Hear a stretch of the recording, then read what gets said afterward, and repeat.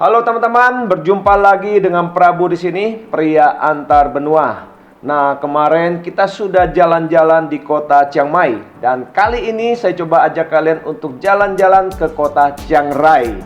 Nah, kota Chiang Rai adalah ibu kota dari kerajaan Lanatai pada abad ke-13 dan merupakan kota yang paling besar di wilayah utara dari negara Thailand. Namun sebelum kita jalan-jalan di kota Chiang Rai, jangan lupa untuk klik tombol like, share, subscribe, dan nyalakan loncengnya agar kalian bisa jalan-jalan terus bersama Prabu di video-video berikutnya. Dan sekarang kita menuju kota Chiang Rai. Sawadikap, sabaydiไหมครับ كيف حالكم؟ طارق إنسبسل السلام عليكم نجسا Gamar Jabal Robor Zandebit Manisma Jó napot kívánok! Üdvözöljük Magyarországot, Budapest! Konnichiwa minasan Ciao, come stai? Prego! Hello，大家好，欢迎来到中国。 Merhaba, nasılsın? Bonjour, comment allez-vous?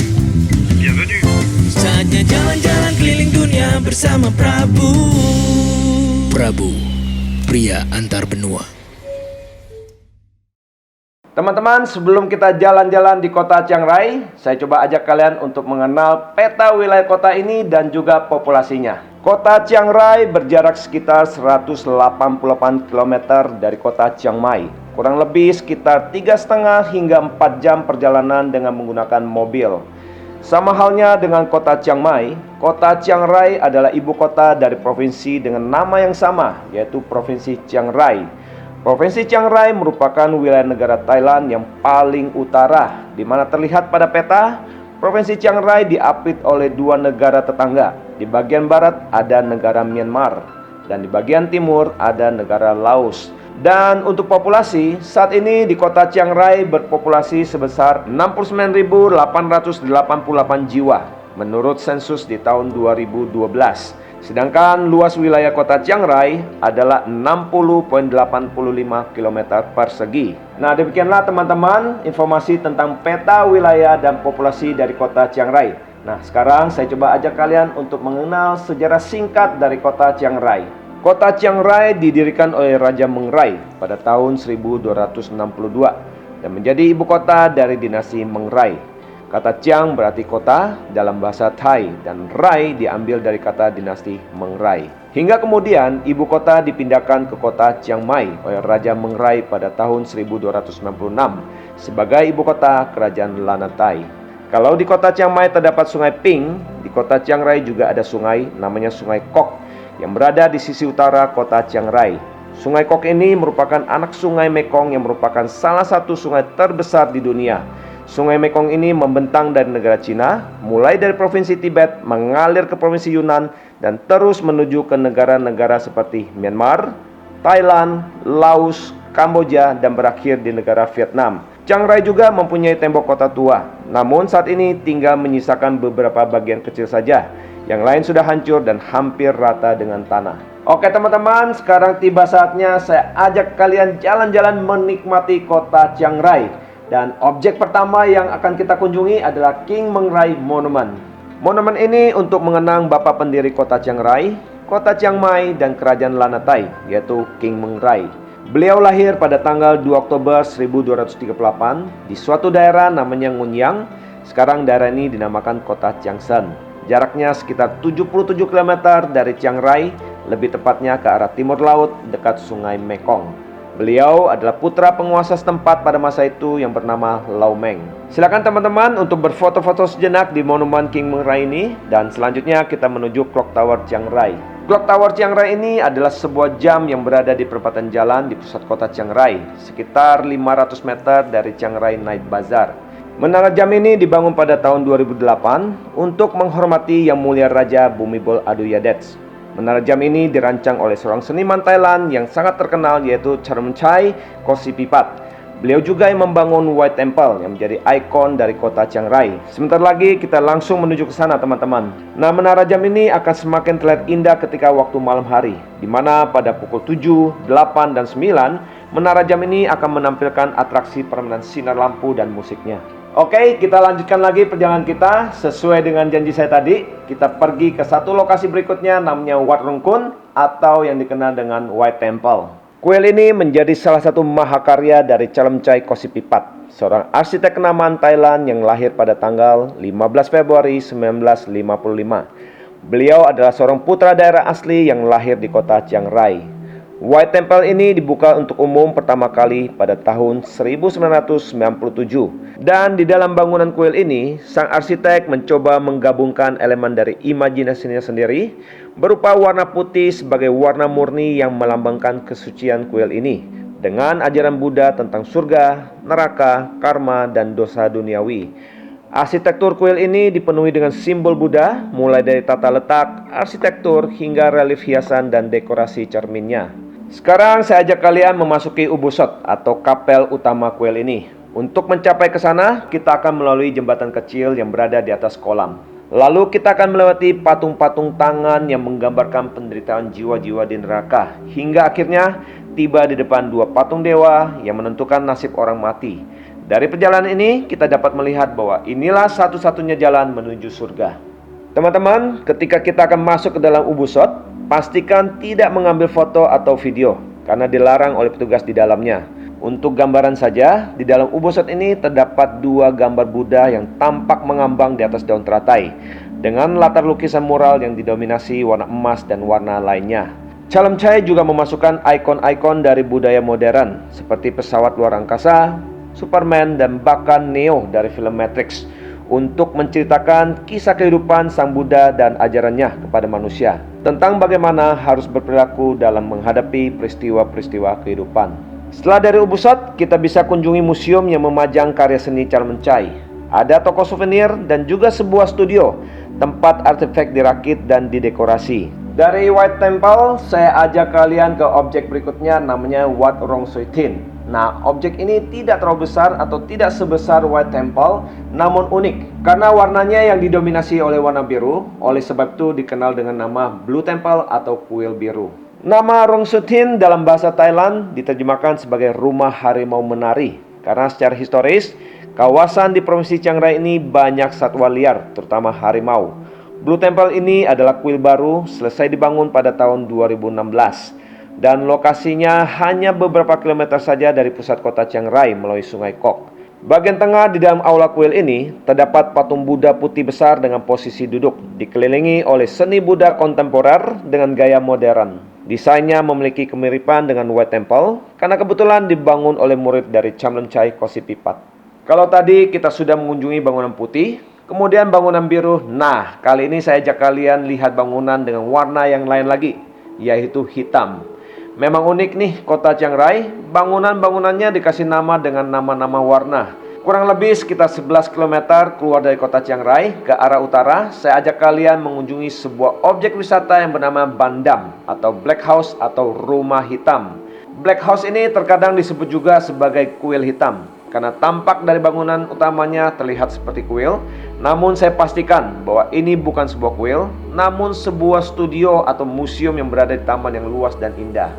Black House ini adalah hasil kreasi unik dari seorang seniman Thailand, namanya Thawwan Duchane, yang lahir di kota Chiang Rai di tahun 1939 dan wafat di tahun 2014. Beliau memulai proyek ini sejak tahun 1975 dan sekarang kawasan ini menjadi sebuah kompleks yang terdiri dari 40 bangunan, yang sebagian besar terbuat dari kayu jati gelap dengan gaya perpaduan budaya tradisional Lana dan Laos dengan sentuhan modern yang unik. Nah, saya ajak kalian masuk ke dalam bangunan utamanya. Di sini kalian bisa melihat beberapa benda unik, seperti yang ada di atas meja besar. Kita bisa melihat kulit buaya yang sangat besar lengkap dengan kepalanya.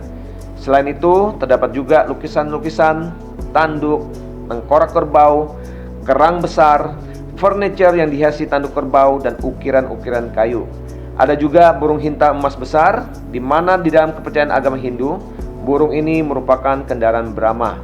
Dalam bangunan utama ini terdapat kuil yang dipersembahkan untuk pendiri Black House ini, Thawwan Duchane. Nah, kalian bisa bebas untuk menikmati isi bangunan-bangunan yang ada di sini, serta menikmati suasana tamannya yang asri dan rindang. Berikutnya kita berangkat ke satu desa namanya Mai Kautun Village. Nah, ini desa suku Karen, di mana para wanitanya berleher panjang dengan memakai kalung cincin. Menurut sejarah, suku Karen ini sudah ada sejak abad ke-12 dan nenek moyang mereka berasal dari Tibet.